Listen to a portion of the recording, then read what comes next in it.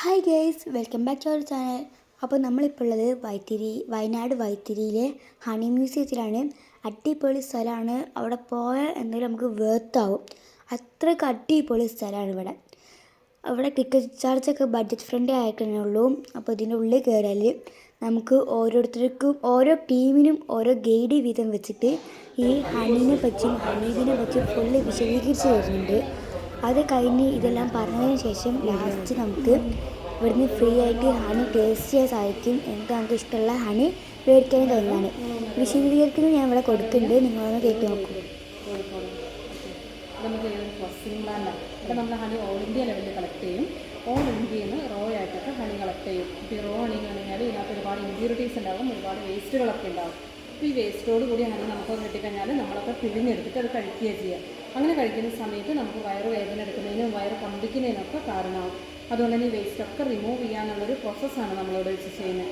Waste എല്ലാം remove ചെയ്യാൻ വേണ്ടി ഡബിൾ ബോയിലിംഗ് മെത്തേഡ് നമ്മൾ യൂസ് ചെയ്യും. അപ്പോൾ ഇതിൻ്റെ ഔട്ട്പുട്ട് നമുക്ക് എന്ന് പറഞ്ഞാൽ വേസ്റ്റും ബാഗ്സൊക്കെ ഇങ്ങനെ പല രൂപത്തിൽ മേലേക്ക് പൊന്തി വരും. ഹണിക്ക് വിസ്കോസിറ്റി കൂടുതലായതുകൊണ്ട് തന്നെ ഹണി താഴേക്ക് നിൽക്കും. ഇതിൽ നമ്മൾ സെക്കൻഡ് ചേമ്പറിലെത്തിക്കും. സെക്കൻഡ് ചേമ്പറിൽ വെച്ചിട്ട് ഇതിൻ്റെ വാട്ടർ കണ്ടൻറ്റ് റിമൂവ് ചെയ്യാൻ വേണ്ടി ഈ ഡോസിങ് പമ്പിൻ്റെ സഹായത്തോടെ ഹണി ഹൈ പ്രഷറിൽ ഇൻജെക്ട് ചെയ്യും.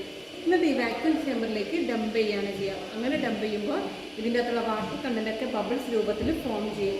അതിന് ഈ വാക്യൂം സക്ക് ചെയ്തെടുക്കും. എന്നിട്ട് കൂളിംഗ് ടവറിലേക്ക് കൊണ്ടുപോകും. കൂളിംഗ് ടവറിൽ വെച്ചിട്ട് നീരാവി വെള്ളമായിട്ട് കൺവേർട്ട് ആവുക ചെയ്യാം. അങ്ങനെയാണ് ഈ ഹണിയിലുള്ള വാട്ടർ കണ്ടൻറ്റൊക്കെ നമ്മൾ വേർതിരിച്ചെടുക്കുന്നത്. ഹണിയിൽ നിന്ന് വേർതിരിച്ചെടുത്ത വെള്ളമാണ് സ്മെല്ല് നോക്കണമെങ്കിൽ സ്മെല്ല് നോക്കാം. ഈ പ്യുവർ ഹണിയൊക്കെ നമുക്ക് കഴിക്കാൻ സാധിക്കുകയാണെങ്കിൽ, ഡെയിലി കഴിക്കുകയാണെങ്കിൽ നമ്മുടെ ശരീരത്തിലുള്ള ത്രിദോഷങ്ങളെല്ലാം ബാലൻസ് ചെയ്യാനായിട്ട് സാധിക്കും. ഓക്കെ, നമുക്ക് ചെറിയൊരു മ്യൂസിയം കാണാം.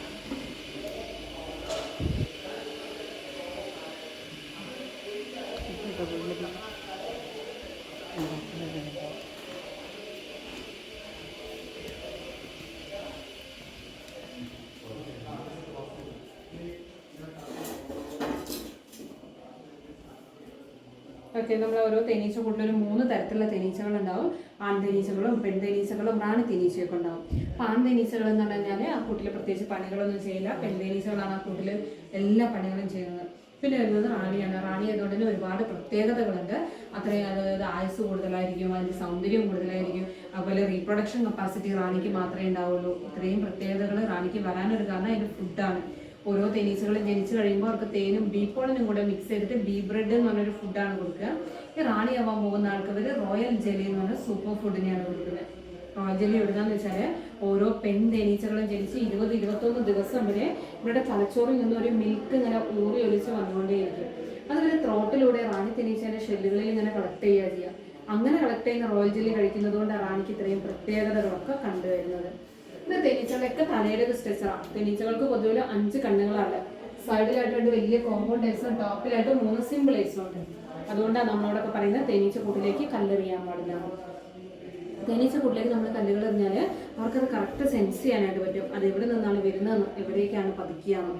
നമ്മൾ എവിടെ പോയി ഒളിച്ചു കഴിഞ്ഞാലും അവർ കറക്റ്റ് വന്ന് നമ്മളെ സ്റ്റിങ് ചെയ്യും.